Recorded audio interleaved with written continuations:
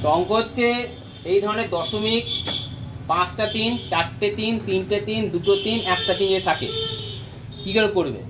যেটা সবচেয়ে কম আছে সেখান থেকে গোনা শুরু করবে। এখানে 1 2 3 4 5 এবং ছোট থেকে বড় করবে। ক্লিয়ার? তাহলে এই অঙ্কটা ছোট কোনটা? এটা 1, তারপরে 2 3 4। ক্লিয়ার? কাউন্ট করবে এইখান থেকে গোনা। কত হয়েছে? 3 একে 3। ক্লিয়ার? 3 একে 3, 3 দুকানে 6, 3 তিরিখে 9, 3 চারা হাতে কত? 1, 1টার সঙ্গে যোগ হয়ে যাবে। ঠিক আছে? 3 5 15, 1 16। এবার ম্যাক্সিমাম কটা ঘর আছে? 1 2 3 4 5। তাই 5টা ঘর আগে দশমিক বসিয়ে দাও। 1 2 3 4 5 হয়ে গেল। বুঝতে পেরেছো? নেক্সট এরপরে অঙ্ক হচ্ছে এইটা। বলেছিলাম কোথা থেকে কাউন্ট করতে? ছোট থেকে। তাহলে 9 একে 9, 9 দুগুণে 18, 8 হাতে একটা কোথায় বসবে?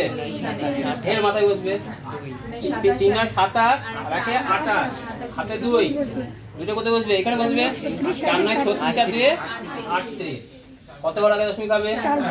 4 ঘর আগে। অঙ্ক শেষ। তাহলে এটা নিজে করতে পারবে। এটা কিছু নেই মানে এই ফাঁকা আছে মানে 4টে 7, তারপরে 3টে 7, তারপরে 2টো 7, তারপরে একটা 7। বোঝা গেল? ফাঁকা ঘর মানে এটা বোঝায়। এটা বাড়িতে করবে নিজে নিজে একা একা। ক্লিয়ার?